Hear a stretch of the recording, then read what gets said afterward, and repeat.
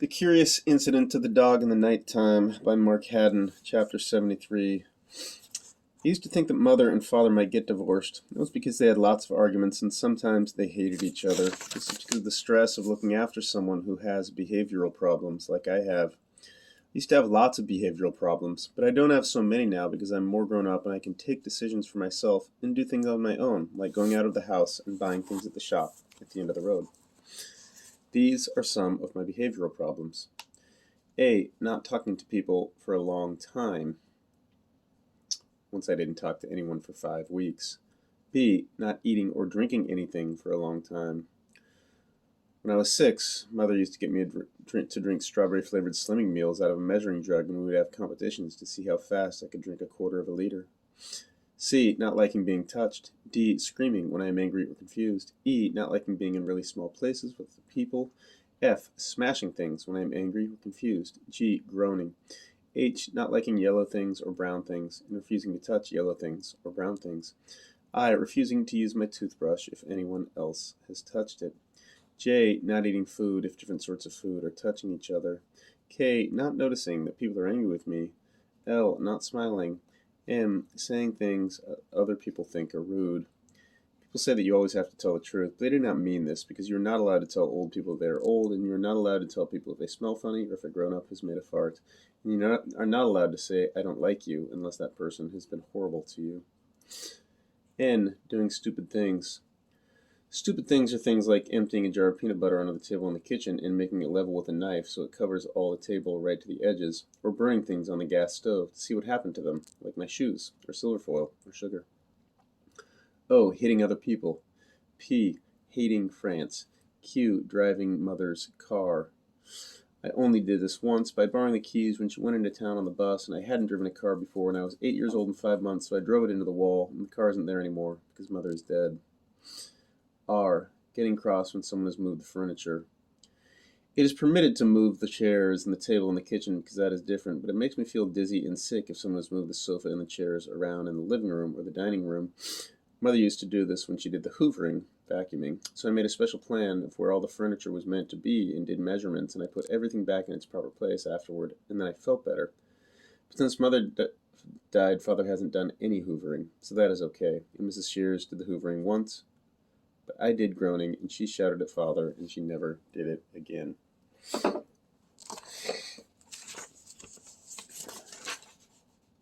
Sometimes these things would make Mother and Father really angry, and they would shout at me, and they would shout at each other. Sometimes Father would say, Christopher, if you do not behave, I swear I shall knock the living daylights out of you. Or Mother would say, Jesus, Christopher, I am seriously considering putting you in a home. Or Mother would say, you're going to drive me into an early grave. Chapter 79. When I got home, Father was sitting at the table in the kitchen and he made my supper. He was wearing a lumberjack shirt. The supper was baked beans and broccoli and 2 slices of ham, and they were laid out on the plate so that they were not touching. He said, Where have you been? And I said, I've been out. This is called a white lie. A white lie is not a lie at all. It is where you tell the truth, but you do not tell all of the truth. This means that everything you say is a white lie. When someone says, for example, what do you want to do today? You say, I want to do painting with Mrs. Peters. But you don't say, I want to have my lunch, and I want to go to the toilet, and I want to go home after school. And I want to play with Toby, and I want to have my supper, and I want to play on my computer, and I want to go to bed. And I said a white lie because I knew that Father did not want me to be a detective. Father said, I've just had a phone call from Mrs. Shears. I started eating my baked beans and broccoli and 2 slices of ham. Then Father asked, what the hell were you doing poking around her garden? I said I was doing detective work, trying to find out who killed Wellington. Father replied, How many times do I have to tell you, Christopher? The baked beans and the broccoli and the ham were cold, but I didn't mind this. I ate very slowly, so my food is nearly always cold. Father said, I told you to keep your nose out of other people's business. I said, I think Mr. Shears probably killed Wellington. Father didn't say anything. I said, he's my prime suspect, because I think someone might have killed Wellington to make Mrs. Shears sad. And a murder is usually committed by someone known. Father banged the table with his fist really hard so the plate and his knife and fork jumped around and my ham jumped sideways so that it touched the broccoli so I couldn't eat the ham or the broccoli anymore. Then he shouted, I will not have that man's name mentioned in my house. I asked, why not? And he said, that man is evil. And I said, does that mean he might have killed Wellington? Father put his head in his hands and said, Jesus wept. I could see that Father was angry with me, so I said, I know you told me not to get involved in other people's business, but Mrs. Shears is a friend of ours. And Father said, well, she's not a friend anymore. And I asked, why not?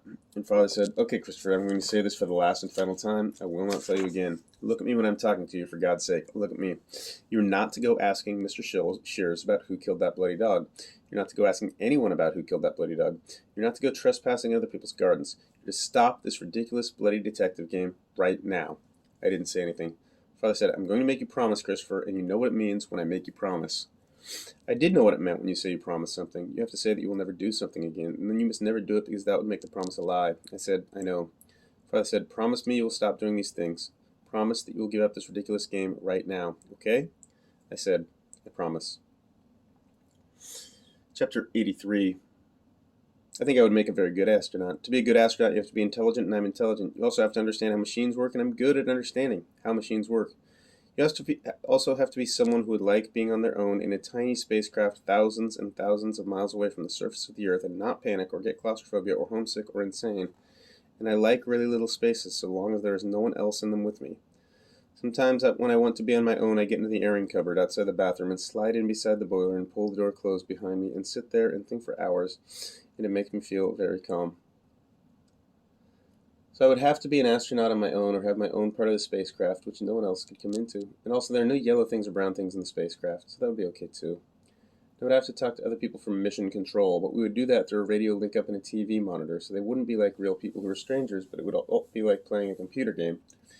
And I wouldn't be homesick at all because I'd be surrounded by lots of things I like, which are machines and computers and outer space. And I would be able to look out of a little window in the spacecraft and know that there was no one else near me for thousands and thousands of miles, which is what I sometimes pretend at night in the summer when I go and lie on the lawn and look up the sky, and I put my hands around the sides of my face so that I can't see the fence and the chimney and the washing line, and I can pretend I'm in space. And all I could see would be stars, and stars are the places where the molecules that life is made of were constructed billions of years ago. For example, all the iron in your blood, which stops you from being anemic, was made in a star. And I would like it if I could take Toby with me into space, and that might be allowed because they sometimes do take animals into space for experiments. So if I could think of a good experiment you could do with a rat that didn't hurt the rat, I could make them let me take Toby. But if they didn't let me, I would still go because it would be a dream come true. Chapter 89. The next day at school, I told Siobhan that Father had told me I couldn't do any more detecting, which meant that the book was finished. I showed her the pages I had written so far with the diagram of the universe and the map of the street and the prime numbers. And she said that it didn't matter. She said the book was really good as it was, and that I should be very proud of having written a book at all, even if it was quite short. And there were some very good books which were very short, like Heart of Darkness, which was by Conrad. But I said it wasn't a proper book, because it didn't have a proper ending, because they never found out who killed Wellington, so the murderer was still at large. And she said that was like life, and not all murders were solved, and not all murderers were caught, like Jack the Ripper.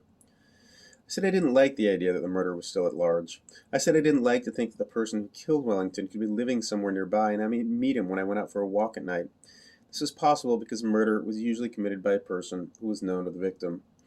Then I said, Father said I was never to mention Mr. Shears' name in our house again, and that he was an evil man. Maybe that meant he was the person who killed Wellington.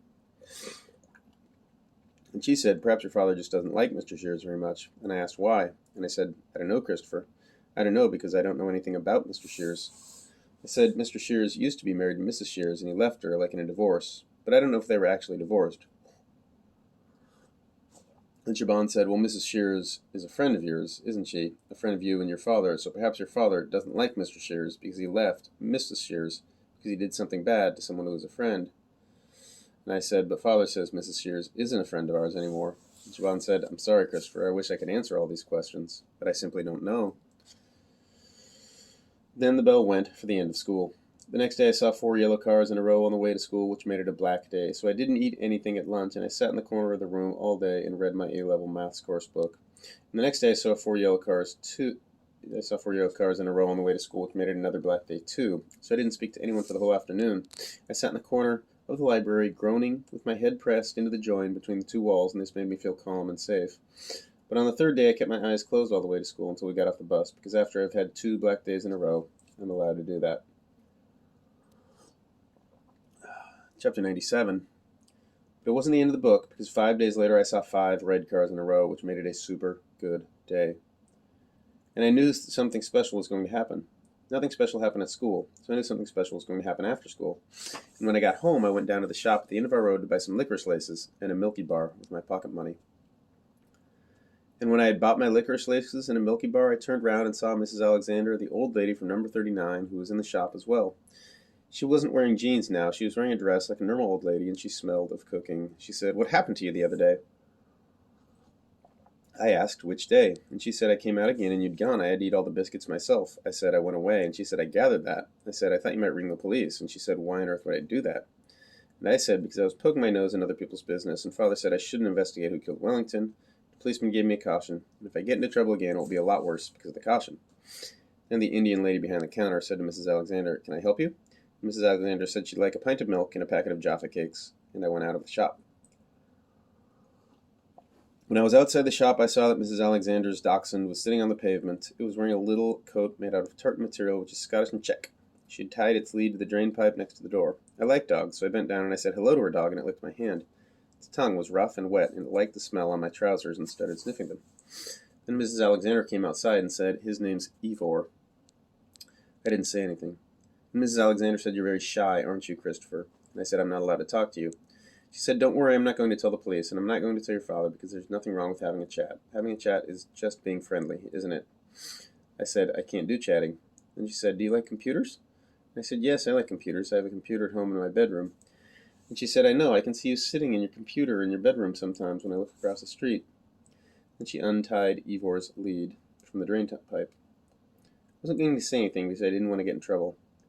Then I thought that this was a super good day. Something special hadn't happened yet, so it was possible that talking to Mrs. Alexander was the special thing that was going to happen. And I thought that she might tell me something about Wellington or about Mr. Shears without me asking her, so that wouldn't be breaking my promise. So I said, "And I like maths and looking after Toby, and also I like outer space, and I like being on my own." She said, "I bet you're very good at maths, aren't you?" And I said, "I am. I'm going to do my A-level maths next month, and I'm going to get an A grade." Mrs. Alexander said, "Really? A-level maths?" I replied, "Yes, I don't tell lies." She said, "I apologize. I didn't mean to suggest you were lying. I just wondered if I heard you correctly. I'm a little deaf sometimes." And I said, "I remember you told me." And then I said, "I'm the first person to do an A-level from my school because it's a special school." And she said, "Well, I'm very impressed, and I hope you do get an A." And I said, "I will." And she said, "And the other thing I know about you is that your favorite color is not yellow." And I said, "No, and it's not brown either. My favorite color is red in metal color." Then Ivor did a poo, and Mrs. Alexander picked it up with her hand inside a little plastic bag. And then she turned the plastic bag inside out and tied a knot in the top so that the poo was all sealed up and she didn't touch the poo with her hands. Then I did some reasoning. I reasoned that Father had only made me do a promise about 5 things, which were 1. Not to mention Mrs. Shears's name in our house. 2. Not to go asking Mrs. Shears about who killed the bloody dog. 3. Not to go asking anyone about who killed that bloody dog. 4. Not to go trespassing in other people's gardens. 5. To stop this ridiculous bloody detective game. And asking about Mr. Shears wasn't any of these things. And if you're a detective, you have to take risks. And this was a super good day, which meant it was a good day for taking risks. So I said, "Do you know Mr. Shears?" It was like chatting. And Mrs. Alexander said, "Not really, no. I mean, I knew him well enough to say hello, talk a little in the street, but I didn't know much about him. I think he worked in a bank, the National Westminster, in town." And I said, "Father says that he is an evil man. Do you know why he said that? Is Mr. Shears an evil man?" And Mrs. Alexander said, "Why are you asking me about Mr. Shears, Christopher?" I didn't say anything because I didn't want to be investigating Wellington's murder, and that was the reason I was asking about Mr. Shears. But Mrs. Alexander said, "Is this about Wellington?" And I nodded because that didn't count as being a detective. Mrs. Alexander didn't say anything. She walked to the little red box on a pole next to the gate to the park, and she put Ivor's poo in the box, which was a brown thing inside a red thing, which made my head feel funny, so I didn't look. Then she walked back to me. She sucked in a big breath and said, "Perhaps it would be best not to talk about these things, Christopher." I asked why not. She said, "Because." Then she stopped and decided to start saying a different sentence. "Because maybe your father's right, and you shouldn't go around asking questions about this." I asked why, and she said, "Because obviously he is going to find it quite upsetting." I said, "Why is he going to find it upsetting?" Then she sucked in another big breath and said, because I think you know why your father doesn't like Mr. Shears very much." Then I asked, "Did Mr. Shears kill Mother?" And Mrs. Alexander said, "Kill her?" I said, "Yes, did he kill Mother?" And Mrs. Alexander said, No, of course he didn't kill your mother." And I said, "But did he give her stress so that you died of a heart attack?" And Mrs. Alexander said, "I honestly don't know what you're talking about, Christopher." And I said, "Or did he hurt her so that she had to go into hospital?" And Mrs. Alexander said, "Did she have to go into hospital?" And I said, "Yes, and it wasn't very serious at first, but she had a heart attack when she was in hospital." Mrs. Alexander said, "Oh my goodness," and I said, "And she died." Mrs. Alexander said, "Oh my goodness," again, and then she said, "Oh, Christopher, I'm so, so sorry. I never realized." Then I asked her, "Why didn't you say I think you know why your why did you say I think you know why your father doesn't like Mr. Shears very much?" Mrs. Alexander put her hand over her mouth and said, "Oh dear, dear, dear." But she didn't answer my question. So I asked her the same question again because in a murder mystery novel, when someone doesn't want to answer a question, it's because they're trying to keep a secret or trying to stop someone from getting into trouble, which means that the answers to those questions are the most important answers of all, and that is why the detective has to put that person under pressure. But Mrs. Alexander still didn't answer. Instead, she asked me a question. She said, "So you don't know?" I said, "Don't know what?" She replied, "Christopher, look, I probably shouldn't be telling you this." Then she said, "Perhaps we should take a little walk in the park together. This is not the place to be talking about this kind of thing." I was nervous. I did not know Mrs. Alexander. I knew that she was an old lady and that she liked dogs, but she was a stranger, and I never go into the park on my own because it is dangerous and people inject drugs behind the public toilets in the corner. I wanted to go home and go up to my room and feed Toby and practice some maths. But I was excited too because I thought she might tell me a secret, and the secret might be about who killed Wellington, or about Mr. Shears. And if she did, I might have more evidence against him, or be able to exclude him from my investigations. So because it was a super good day, I decided to walk into the park with Mrs. Alexander, even though it scared me.